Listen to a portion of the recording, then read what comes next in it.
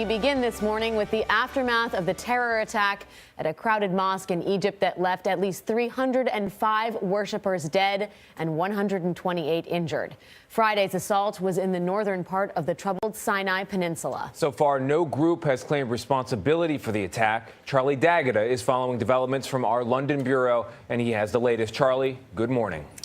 Good morning. Egypt's president vowed to respond to the massacre with an iron fist, and within hours, jets were scrambled, launching airstrikes targeting the militants behind the worst terrorist attack in that country's recent history. The Egyptian military released video this morning claiming to show fighter jets targeting vehicles used in yesterday's attack that they said killed suspected militants inside and zeroing in on hideouts. While outside the hospital, exhausted medics loaded ambulances with more victims they simply were not able to save. The blood-stained walls inside the mosque tell of the horror that unfolded when as many as 30 armed militants set off a bomb during Friday prayers and gunned down as many worshippers as they could as they tried to escape.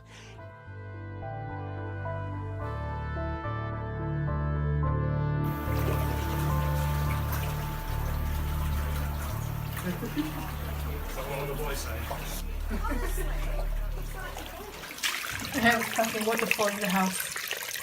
Somebody's sick.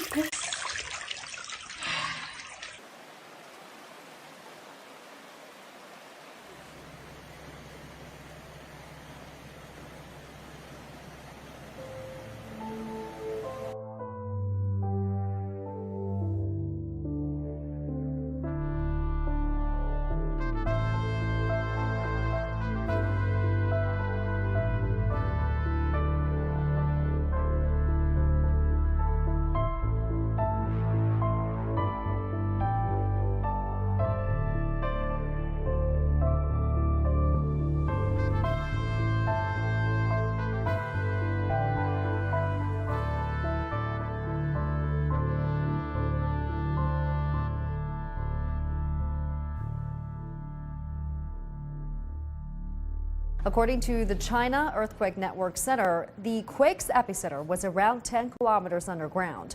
Strong tremors were felt across Chongqing City, especially in the districts of Wulong and Pengshui. Local authorities have launched a level 2 response effort and sent experts and rescue crew to the quake zone. People living in affected regions have been transferred to open areas such as plazas and playgrounds. There have been no reports of any casualties so far. Now to a developing story in Virginia Beach. A young humpback whale is found dead in the Chesapeake Bay, and drone video shows the size of this whale. And now it's up to researchers to figure out what went wrong. That's right. 13 News Now reporter Allie Weatherton is live along the Lynn Haven Inlet this morning. Good morning, Allie. Andre, Lucy, good morning. I want you to take a look at this whale. It is very large. It's sitting here on the beach. Now, we are about a half of a mile away from the Lynn Haven fishing pier. Now, I want to take you to some video that a viewer sent us via, you can see it on a drone. You can see the dead humpback whale floating right beside the shore. Now, the Virginia Aquarium and Marine Science responded Sunday morning to a whale in distress. When they arrived, they found that humpback dead with no visible signs of how it died. Now, the Virginia Aquarium and Marine Science will conduct a necropsy to determine how that whale died, and that will be today at 8 right here on the beach. Live in Virginia Beach, Allie Weatherton, 13 News Now. A warning if you head to the beach to beat the heat tomorrow. KCAL 9 Stacey Butler is live in Huntington Beach. She talked to lifeguards who say there are thousands of stingrays in the water right now. Stacey. Also, we're talking about so many stingrays and such huge beach crowds because of the summer-like weather.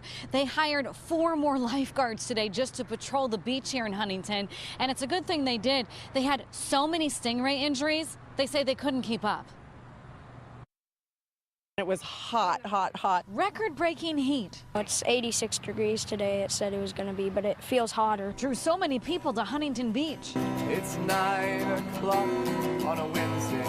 It looked more like a summer night on the pier. Abracadabra. 1, 2, 3, hop.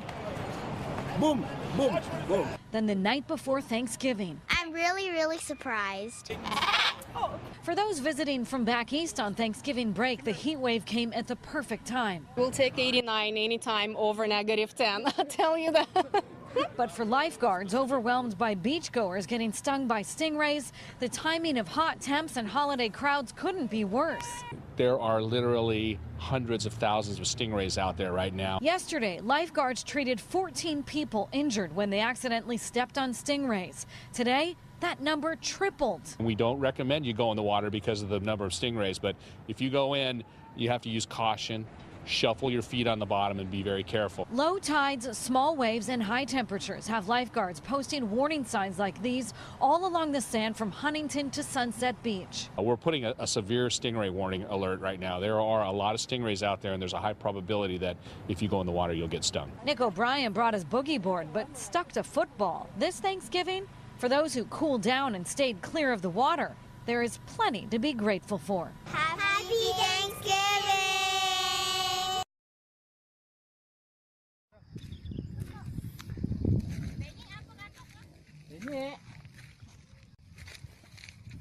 Asa ni yan kini dok yan nubani ngoyong sing.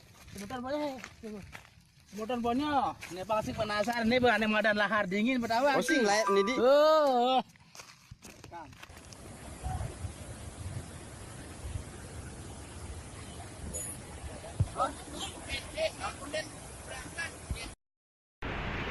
Pagi ini ditukar desing.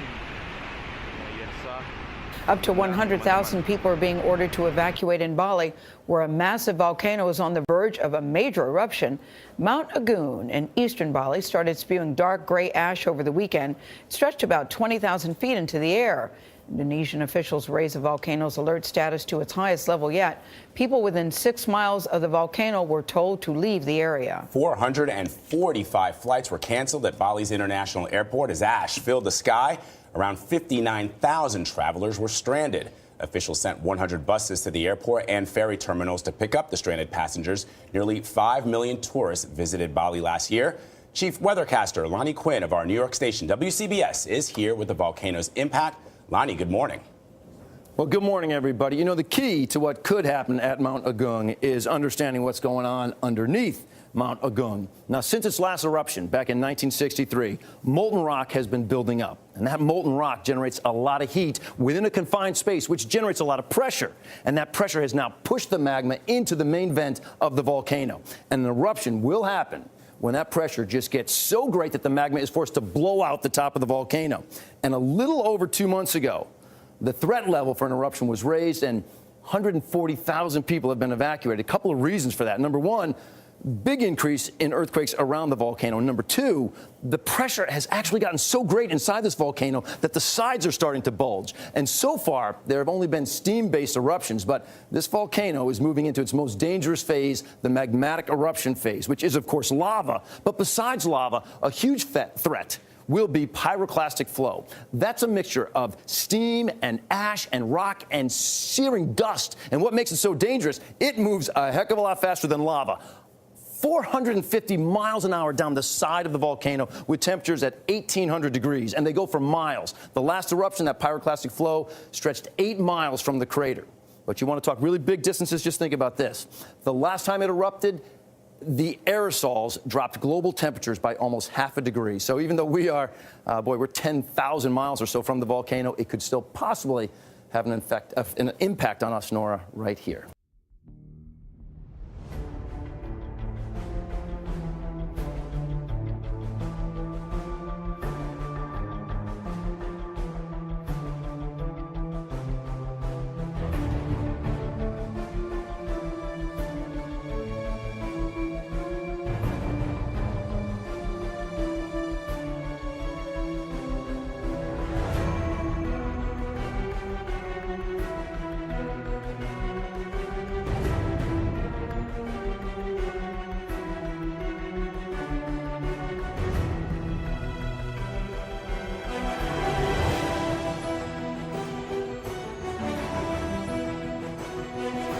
Now, a children's picture book published in Sweden that promotes transgenderism is being widely criticised and even branded as dangerous propaganda.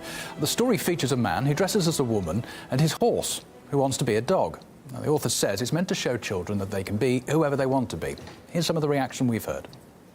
When you're an adult, when you're over 18, you're entitled to do what you want in the privacy of your own home, and I don't think anyone would disagree with that.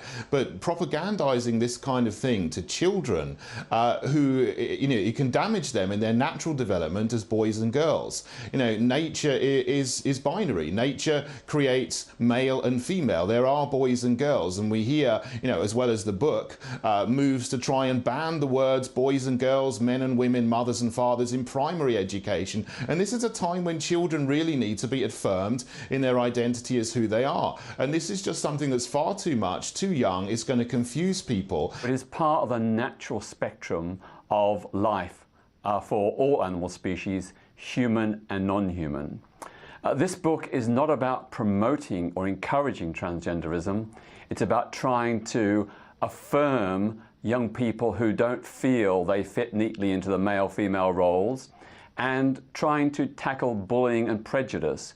Children are imaginative. They play. They pretend to be all kinds of things. They pretend to be footballers. They pretend to be aliens, spacemen, unicorns. They maybe pretend to be men and women as well. But you have to separate imagination and play from objective scientific fact. And the fact is that your gender or your biological sex is defined by your anatomy and by your chromosomes. And that's the science that we need to be making sure that children know, and the science that we need to be teaching children and affirm them in growing up in. No one's going to change their mind just because they read a book. It's something that comes deep from within, and no amount of propaganda or proselytizing can make someone transgender. I think our starting point has to be the welfare of the child. And my concern is that we know in countries all across the world, pupils who don't fit the gender stereotypes, who are trans or gender variant, they suffer teasing, name-calling, threats and bullying, and that is truly shameful. That is not good for the child's welfare.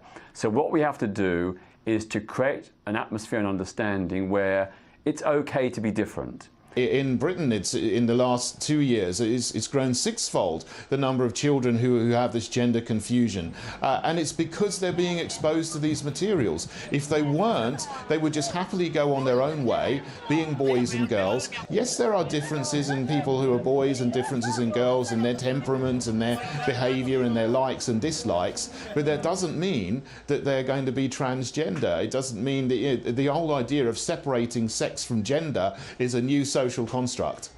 California man is getting ready to launch himself into the air in a homemade rocket to prove that the Earth is flat. This is Mike Hughes right here, and that rocket. He says it will send him into the air at about 500 miles an hour tomorrow.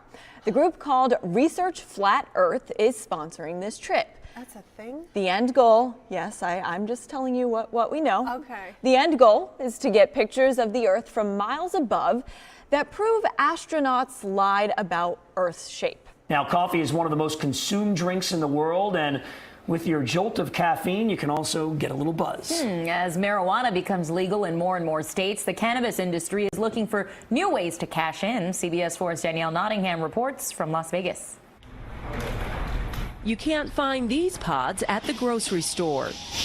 Filling the pods. Is this all done by hand? This is done by hand. Brewbuds makes K-cups filled with coffee, cocoa, and teas infused with cannabis oil out of this factory in Las Vegas. People are very ritualistic about the cannabis consumption. They can bring them together in a very discreet, easy form to consume cannabis. Recreational and medicinal marijuana is now legal in more than 24 states and the District of Columbia.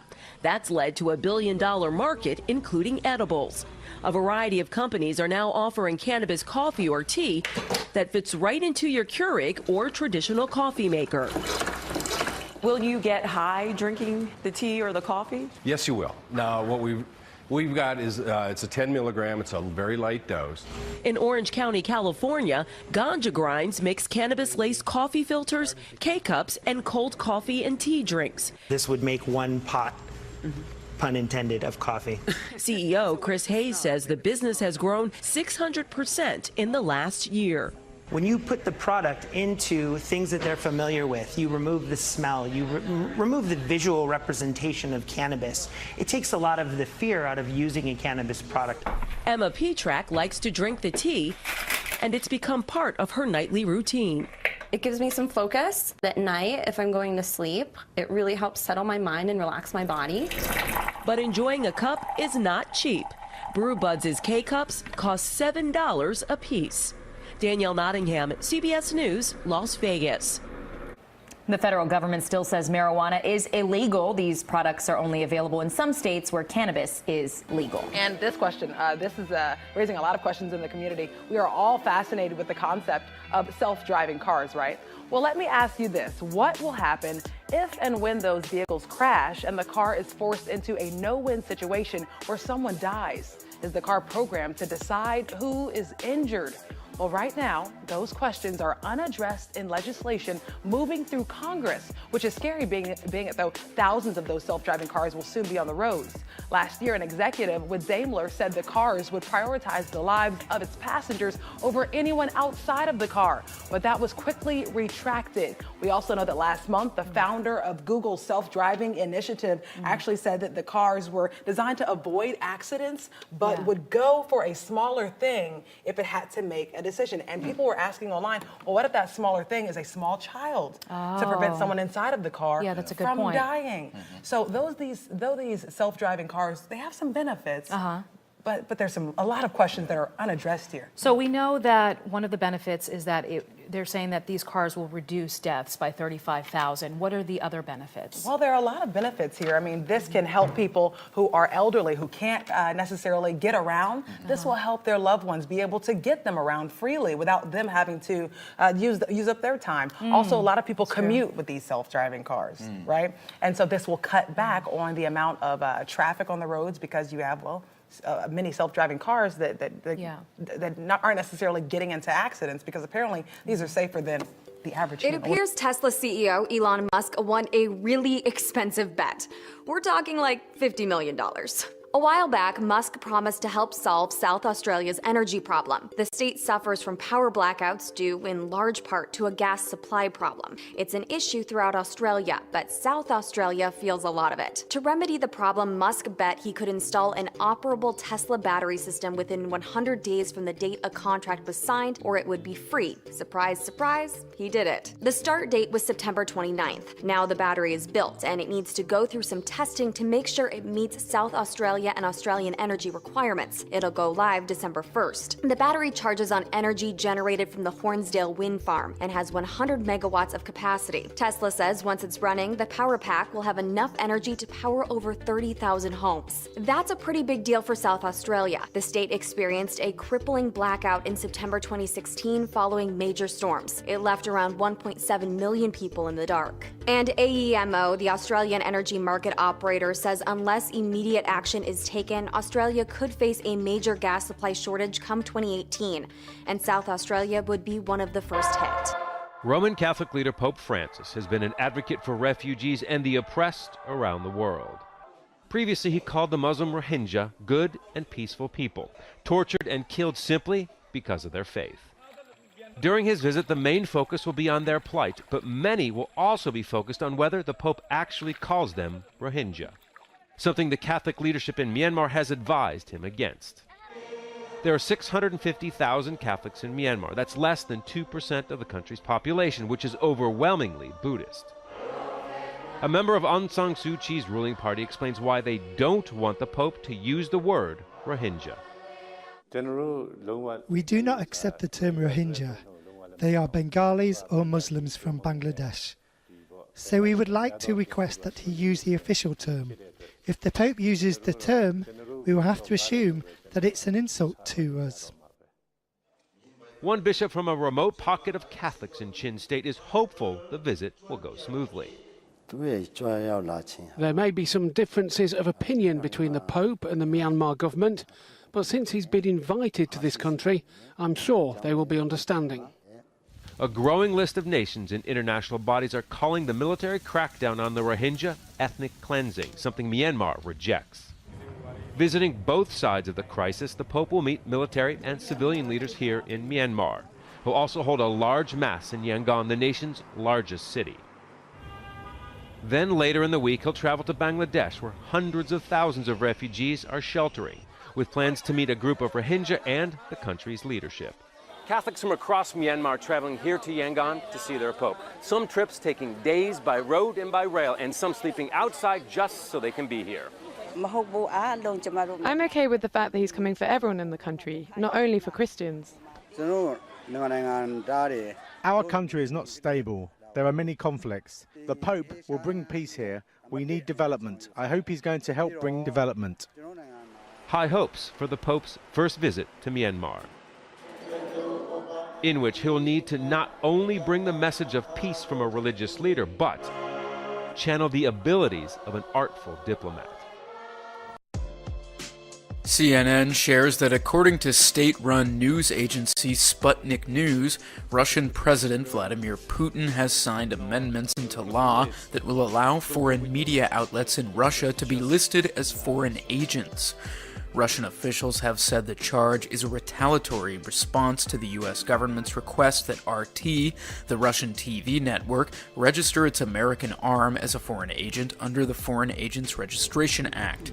Sputnik reports the amendments signed by Putin had been previously approved by both chambers of the Russian parliament. I know that Israel certainly has options when it comes to striking in Syria. It has done that quite a few times.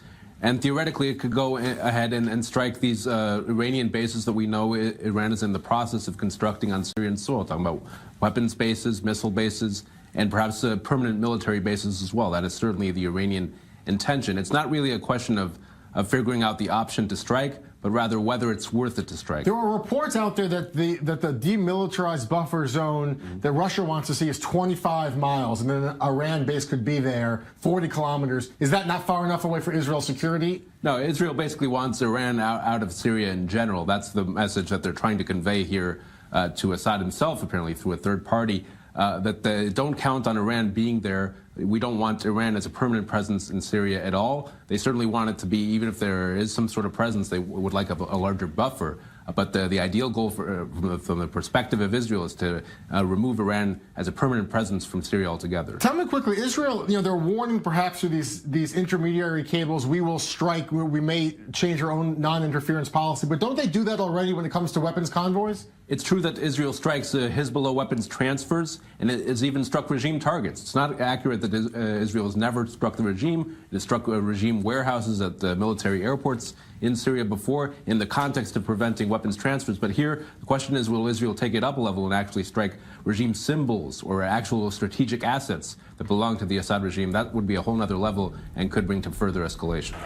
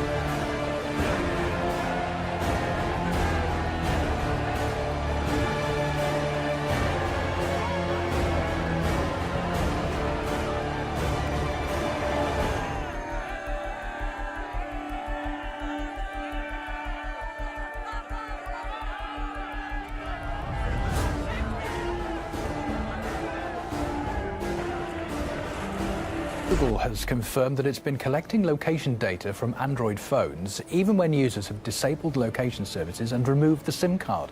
The practice was discovered by the news website Quartz. Google insists it neither stored nor used the information, but has agreed to stop. Caleb Morpin explains how the tracking works.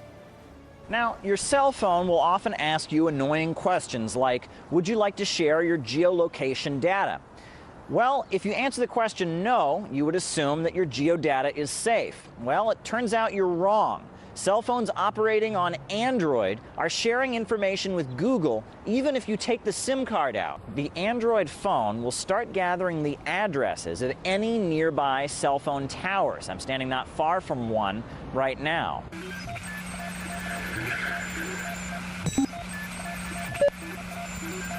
Essentially, what you need is a few pieces of information. You need the unique identity of the phone itself, which every phone has.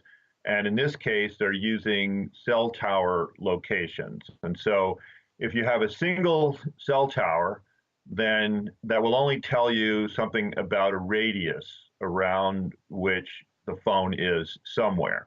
But if you have, let's say, 3 cell towers that all have different distance locations, then you can triangulate pretty closely to where the actual phone is. So you're only referring to the phone's identity and the fact that it is on the telephone network. So what it's doing is it's pinging cell towers nearby.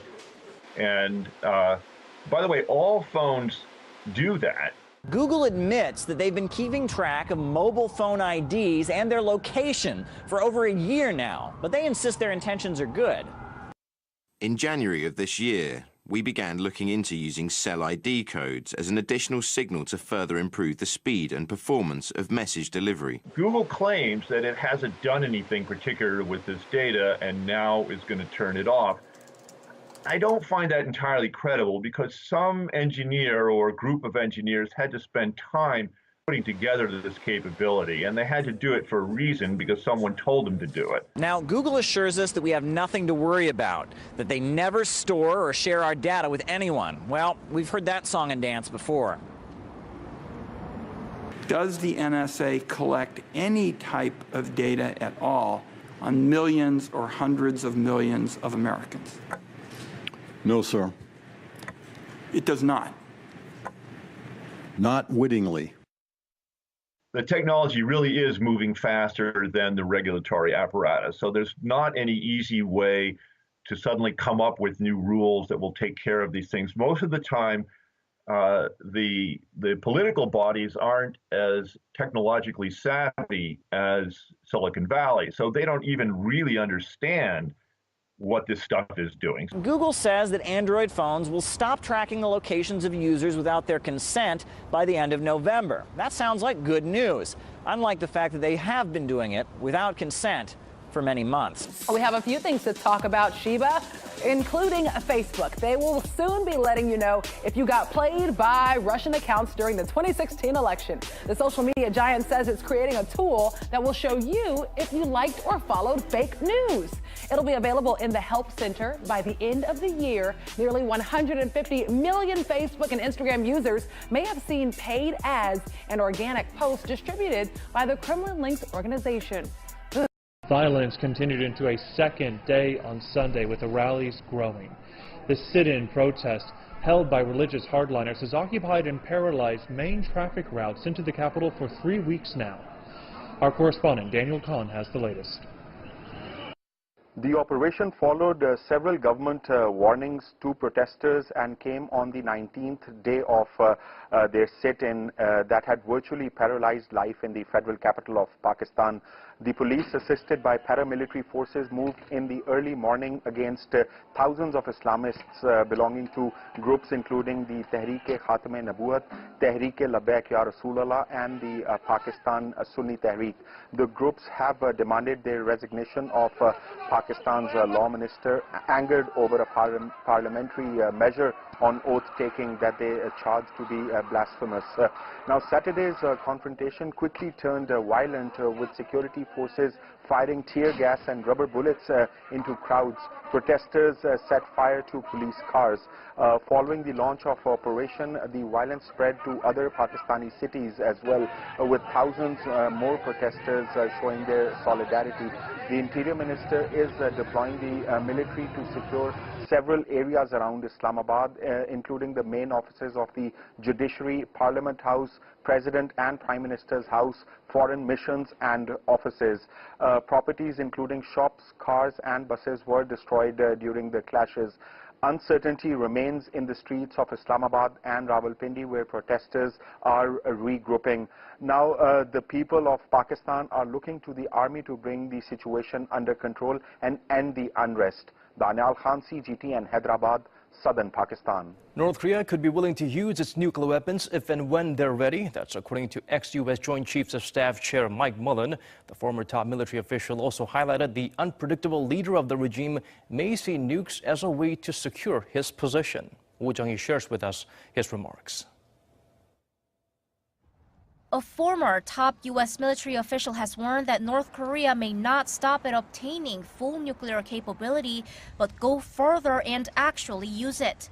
In an interview with ABC News on Sunday, Mike Mullen, former chairman of U.S. Joint Chiefs of Staff, said uncertainty has risen on the Korean Peninsula mainly because of the rhetoric that's been exchanged. He said North Korean leader Kim Jong-un is working hard to fully develop nuclear weapons and that he'll get there short of some form of deterrence.